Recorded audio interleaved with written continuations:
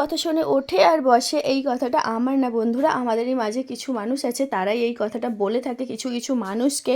So hello everyone, আবারও আমার আরেকটি নতুন ভিডিও তোমাদের সকলকে জানাই স্বাগত। আমি এখন বসে গেছি শাক করতে, আর এটা কোনো বাজারের শাক না বন্ধুরা, এটা হচ্ছে যে মাঠ থেকে নিয়ে আসা শাক। বাপি হচ্ছে মাঠ থেকে কাস্তে দিয়ে শাক কেটে আনে, আর আমরা বাড়িতে বেছে নিই, কেননা আমাদের সময় হয় না প্রত্যেক দিন মাঠে যাওয়া বা মাঠ থেকে শাক তুলে নিয়ে আসা। বাজারের শাকে অনেক সার খোল দেওয়া থাকে, কিন্তু হচ্ছে আমাদের যেহেতু মাঠ থেকে নিয়ে আসে এই শাকগুলো কিন্তু একদম ফ্রেশ হয়। আর এই শাকটাকে কি বলে, বর্মা শাক, মানে পাঁচমিশালি শাক আর কি, সব রকমই শাক রয়েছে। মা কুটে দিয়ে মানে বেছে দিয়েছে, আমি জাস্ট কুটে নিচ্ছি। আর এই মানুষটা হচ্ছে একটা লজেন্সও খেলে আমাকে দিয়ে খায়, একা খায় না। আর এই জন্যই এই মানুষটাকে শুনতে হয় বইয়ের পাগল, আমার কথা নাকি ও মানে ওঠে আর বসে। তো একটা কথা বলতে চাই বন্ধুরা, স্বামীরা তার বউয়ের পাগল হওয়াই ভালো, কেননা স্বামীরা যদি বউয়ের পাগল হয় সেই সংসারে সুখ শান্তি বজায় থাকে।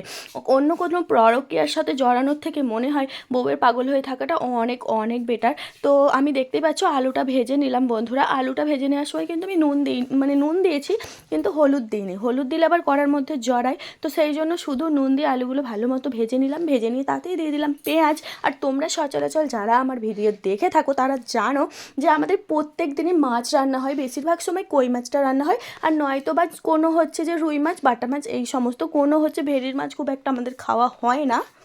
আর পেঁয়াজ টমেটোটা ভেজে নেওয়ার পর আমি দিয়ে দিলাম আদা রসুন আর হচ্ছে জিরে বাটা। তো আজকে বানাবো মাংস, তো সেই জন্যই হচ্ছে বড় সোনা আমাদের আবার মানে মাছটা বেশি ভালো খেতে চায় না, তাই সেই জন্য সপ্তাহে একদিন আমাদের মাংসটা হয় আর কি। আবার কর্তা মশাই মাংসটা খুব একটা পছন্দ করে না। সকলে চারটে মানুষের চার রকম আলাদা আলাদা পছন্দ, আর কি হবে, সকলকে মেনে নিয়ে চলতে হবে। তো আজকে কর্তা মশাই যেহেতু বাড়ি আছে সেই জন্য একটু আজকে মাংস বানালাম।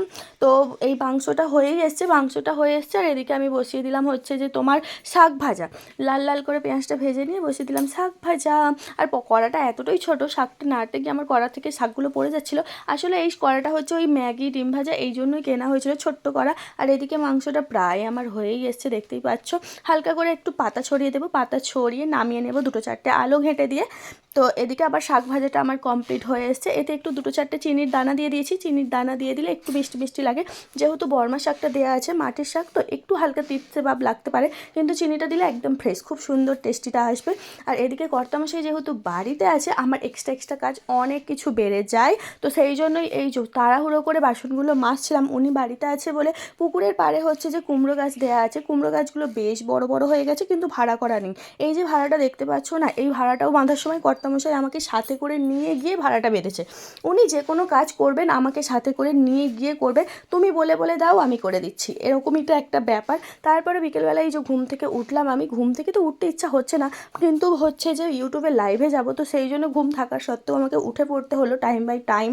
যতই একটু লেট হয়ে যাক, কিন্তু টাইমের কাজটা টাইম আমি করতে চাই। তো তোমরা যারা এতক্ষণ আমার সাথে আছো অসংখ্য অসংখ্য ধন্যবাদ। এখনকার মতন টাটা, জয় গুরু, সবাই ভালো থেকো।